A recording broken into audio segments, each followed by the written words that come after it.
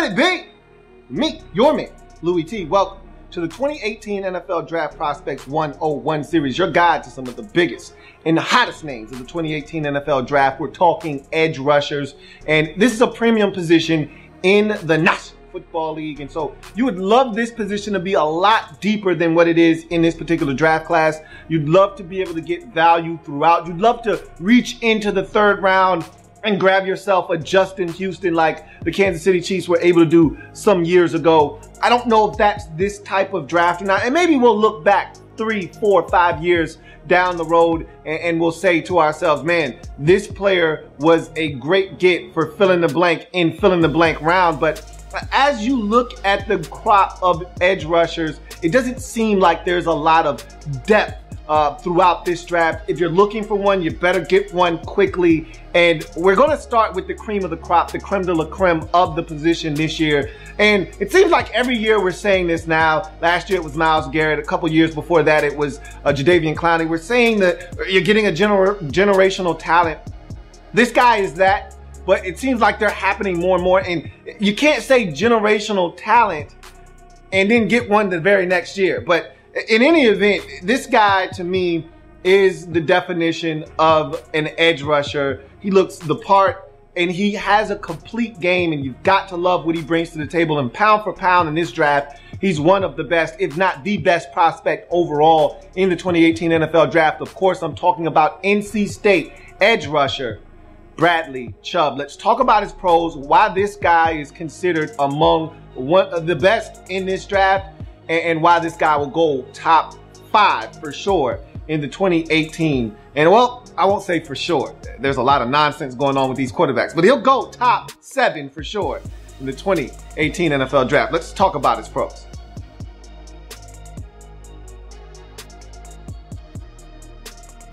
So you start with his measurables, 6'4", 269 pounds. So essentially 6'4", 270 is what this guy stands in. At that weight, you could play just about anywhere. You can play whatever you like. Yeah, this man can probably stand up. I mean, on tape, you watch him in a 2-point stance, he's comfortable. You watch him with his hand in the dirt in a 3-point stance, he's comfortable. So really, it doesn't matter where you draft him, what kind of defense you're employing. And again, a lot of teams may play a base 3-4 defense, but guess what? In most situations, you're in nickel, which is a 4-down or 4 defensive lineman front, an even front. So in essence, it really doesn't matter. This guy, to me, he transcends whatever defense you're running. This is a plug-and-play guy, okay? So this guy can do it all, and his measurables gives him the opportunity to do that.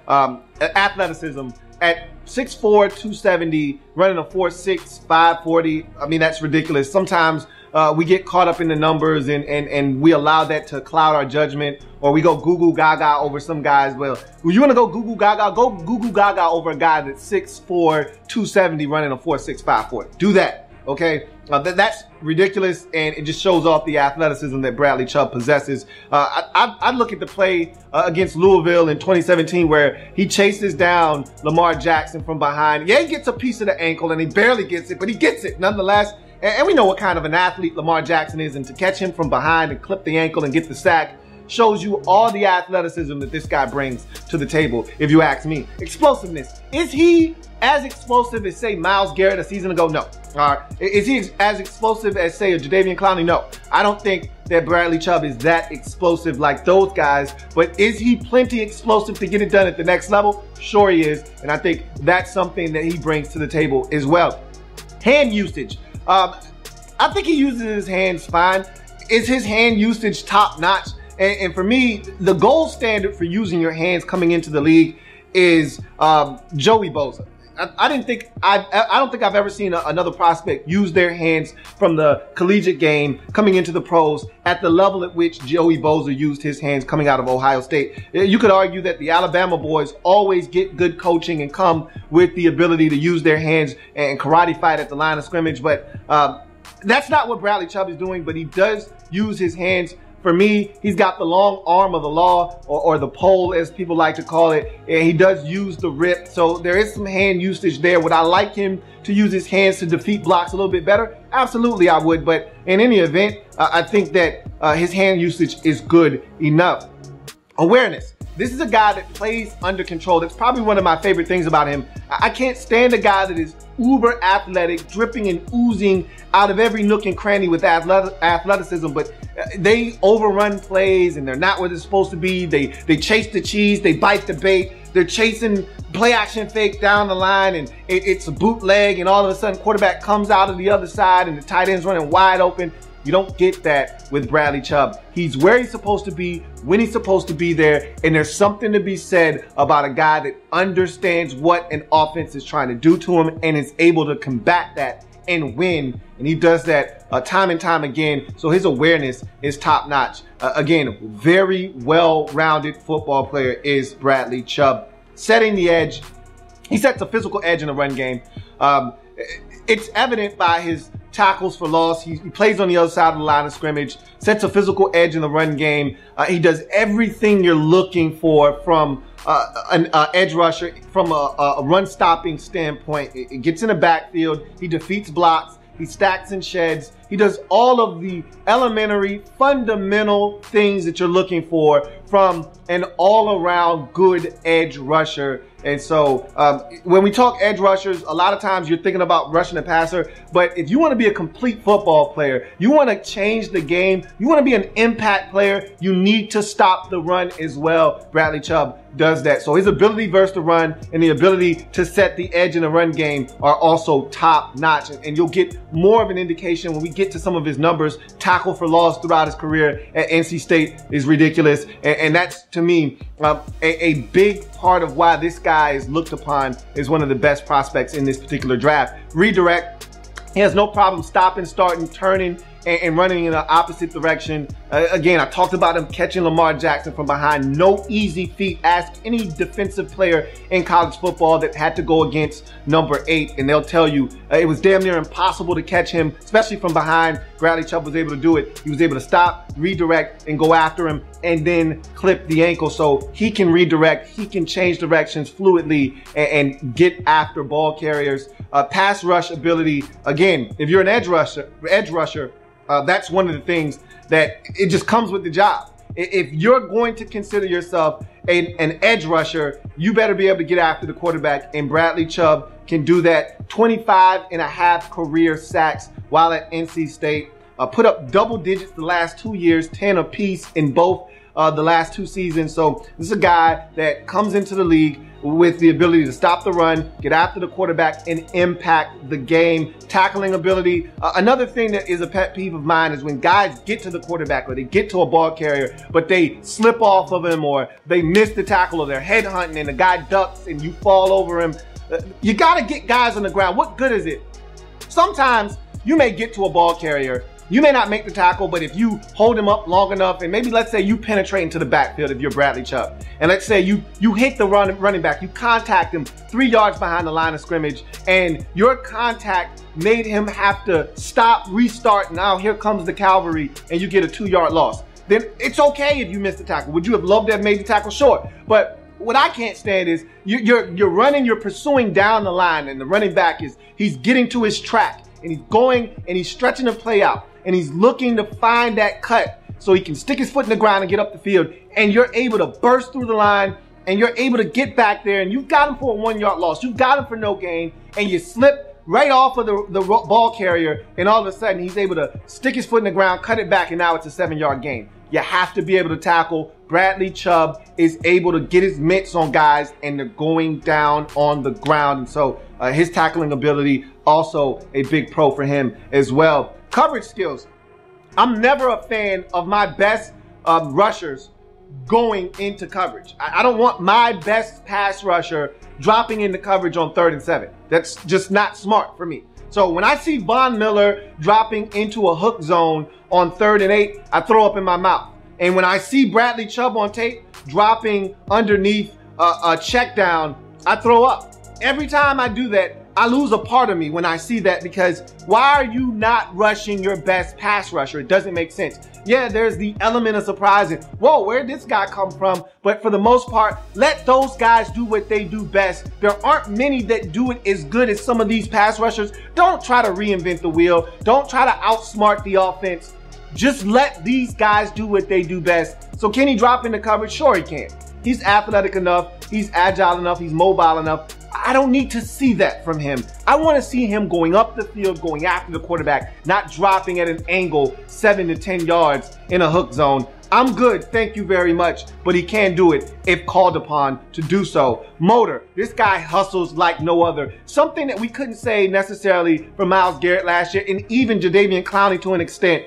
This guy's motor, and again, this is part of the reason why this guy is looked upon as a can't-miss prospect. Every single snap that he's on the field, you're getting every single thing he's got in the tank. You gotta love that when you watch guys and evaluate them on tape, to see them hustling on plays that's going away from them. He's coming from the backside, hustling, trying to get into the play, trying to get a piece of the tackle. That's Bradley Chubb in a nutshell. Motor, always running hot. And his endurance. In order to do that, you've got to be a well-conditioned athlete. This is a guy that, despite being tired at times, still gives you everything he's got. So I love him from an endurance standpoint as well. Impact on the game. This is my biggest pro for him because as an edge rusher, it's not always about numbers, especially defensive linemen in general. A lot of times, numbers don't always tell the story, but in this case, it does. But with Bradley Chubb, I've got a couple of numbers I want to throw at you for impact on the game. Tackles for loss. 58.5 tackles for loss over the life of his career at NC State, which is mind-boggling. You're talking about, on average, right around 15 tackles for loss per season. And there were some big years in there where there were 20 some odd tackles for loss. I think the last two, you're up over 20 tackles for loss in a season, which for some guys, that's a career. All right, 9 forced fumbles.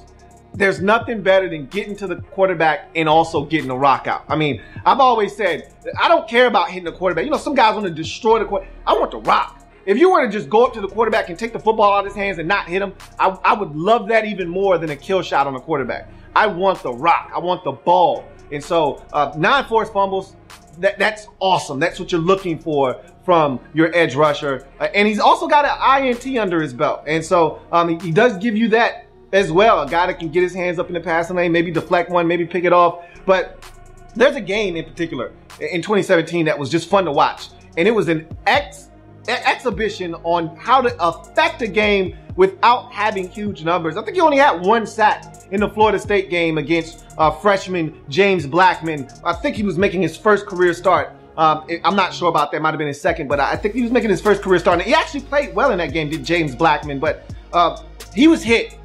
He was harassed. He was absolutely destroyed in that game by Bradley Chubb. I think Chubb might have hit him on just quarterback hits, hurries. Might have hit him about a good 7 times in that game. And did Chubb get to him on time? Every time? No. But it was the accumulation of hits that really impacted James Blackman. He missed some throws because of Chubb, made some mistakes because of Chubb, and that's how you impact a game. And it's not always numbers. It's not always sacks or tackles for loss or forced fumbles or this or that. It's how you impact the game. And Bradley Chubb is a guy that impacts the game even when he's not putting up huge numbers. So there's something to be said about a guy and his impact on the game. And even if it's just from them having to dedicate 3 blockers to him on one particular play, you're impacting the game. You're taking away the other team's ability to have all of their eligibles out in the route. That's the impact on the game that you don't see, that doesn't show up in the stat sheet. How many guys are assigned to you on a play? How many times are you facing a double team, allowing other guys on the field to get one-on-one matchup? You hope that they win, but you're giving them an opportunity to be isolated one-on-one. That's the impact of a big-time edge rusher. That's what you get with Bradley Chubb. So we go from his pros to his con. He's got 1 con, and it's not a real con.